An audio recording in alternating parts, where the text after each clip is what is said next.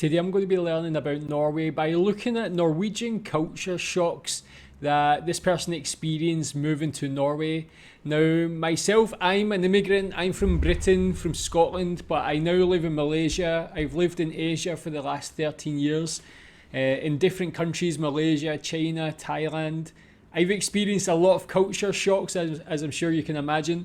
And I always like to see other people's experiences in different countries, see what was shocking to them, see what was unique to those countries.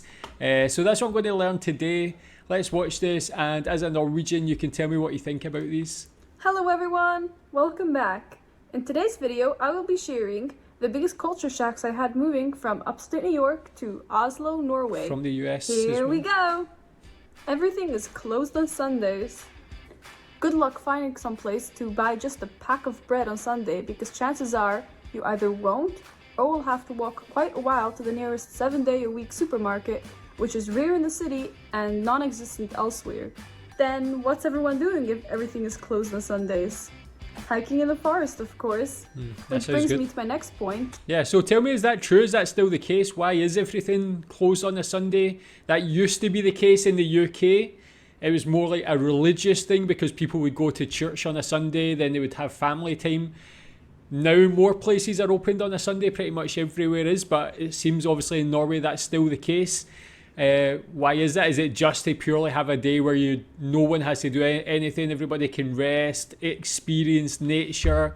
I think that seems like definitely a very healthy thing to do. I like the sound of that a lot. Tell me what you do on a Sunday. Nature is ingrained in the culture from a very young age.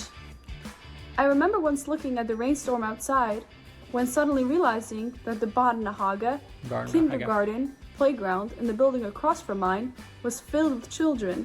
They were running around in the rain like there was no tomorrow in their little rain boots and raincoats. Sunny day? Outside. Snowstorm? From the toddler years, on skis and sleds? Outside. Pouring rain and thunder? Outside. Nature is just the way of life. I think that's excellent as well, especially as a father to 2 young children. I live in Malaysia, as I said. Here it's like 32 degrees every day. So actually, between about 9 or 10 a.m. and about 5 p.m, can't really go outside because it's just too hot. The kids just get too uncomfortable. So I love that in Norway, people can just go out any weather. That's what people have told me on this channel before. The Norwegian saying of there's no such thing as bad weather, only bad clothing. I really love that, and I think it's a great thing for children. Tell me, what's the worst weather you've ever been out in as a child or as a parent with your child? Every second seat on the tram is empty. It's no secret that Nordics like their space, perhaps a tad too much. The trams are filled like checkerboards, with half the passengers standing in the aisle. Animals emulate human nature. Wherever you're out on the streets, you're likely to bump into a dog on a leash, out for its walk. In America, the dog will probably try to jump on you, bark at you, or sniff you. Just the usual chatty friendliness of an American. In Norway, the dogs calmly walk past pedestrians in the same quiet and reserved manner as their Norwegian owners. Is that true? Is that something that... Is that just the way Norwegian dogs are? Is it because Norwegians just take more time to train their pets and things like that as well? But it's really interesting, that similarity. Antisocial pets. There are no Norwegians in Oslo during the 3-week summer holiday. Well, someone's still running the businesses during this time, but a large percentage of people you passing on the street are tourists coming to enjoy the midnight sun. And the Norwegians are off to warmer countries during this granted 3-week vacation, knowing that their 6-month winter with little to no sun is well on its way. There is one. And how do you feel when there's so many tourists? Is that why people leave Norway? Is it because it's too busy? Or sorry, Oslo, is it because there's too many tourists there? Or do you just like to get that warm weather? Where do you like to go for your warm weather? Tell me in the comments. From every product. Say you need to pick up a bottle of shampoo from a supermarket in America. You've got shampoo for thick hair, thin hair, curly hair, straight hair, dandruff, dark hair, blonde hair. In Norway, you've got shampoo that washes hair. You want your hair clean? You buy this bottle. And the same goes for a vast majority of products. You can't be too picky. Although, if you'd like the American selection, you can shop at a store called Normal. It's an extremely popular chain store which carries all of the American brand household items. The bags are often reused by environment-conscious Norwegians, and these green bags are often seen on the streets. Is that expensive for Extreme things then? recycling. Speaking of Norway and the environment, we've got their detailed recycling at number 7. Everyone has multiple bins in their home, and different color bags are sold, labeled with what they're used for. For example, blue is for plastic, and white is for restavfall, anything that remained after the sorting.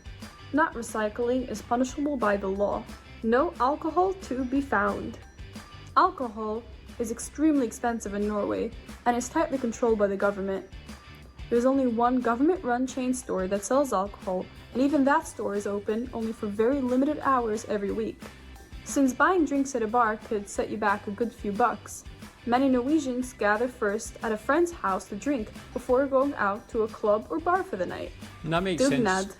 Dugnads are any community gathering of people doing volunteer work. It can be all the tenants of a building working together to clean the yard in the spring, students of a school holding a bake sale to raise money, or all the members of a religious community repainting their building's walls together. That's actually a very good thing. I mean, we talk about like the Norwegian personality being a bit more introverted, but it's cool to see that actually there's still that real strong community spirit in Norway as well. That's something you don't really see in a lot of other countries as well, so I think that's a really nice thing. Less common online shopping. The percentage of Norwegians shopping online is growing every year, yet Norwegians tend to shop more commonly in physical stores than Americans do. Walking through the streets, you'll see people carrying an array of bags from different stores, from clothing to kitchenware to sports gear. In America, I've watched store after store in the nearby mall be shut down due to the rise of online shopping That's the same in the UK and be replaced too. by entertainment centers like laser tag and escape rooms. Is it a positive or a negative thing to not have to go out to shop anymore?